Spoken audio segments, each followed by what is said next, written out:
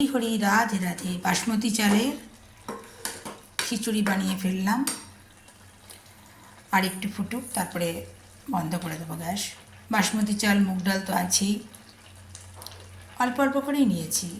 আর সবজি আছে কিছু, কুমড়ো শাক, অন্য কিছু প্ল্যান ছিল, কিন্তু গোবিন্দ রাধারানীর এটাই হয়তো ইচ্ছে।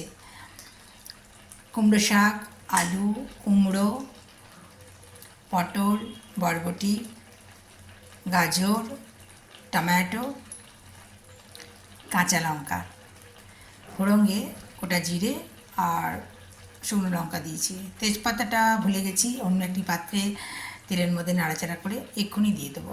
আর শেষে ঘি দেবো। গোলমরিচ গুঁড়ো, ধনে গুঁড়ো, জিরে গুঁড়ো দিয়েছি, হলুদ, নুন, চিনি দিয়েছি। আপনারা চাইলে বাদামও দিতে পারেন, আমি এখানে দিইনি, অবশ্য দিতে পারেন। কাজু কিশমিশও দিতে পারেন, কোনো অসুবিধা নেই। আদা বাটা দিয়েছি, নারকেল দিয়েছি, ভেতরে আছে নারকেলকে মানে আমি কাটিনি, অল্প চিচে নিয়ে দিয়ে দিয়েছি আর কি। হয়ে গেছে, আর একটু জলটা মরুক, তাহলেই হবে। আলু বললাম না, আলুও দিয়েছি। ভালো থাকবেন বন্ধুরা, আনন্দ থাকবেন, সুস্থ থাকবেন এবং শান্তিতে থাকবেন। গোবিন্দ রাধারানী মনের মধ্যে ইচ্ছেগুলো জাগায়, জানেন তো, খুব সত্যি কথা বলছি, নাহলে আমি কিছুই জানি না।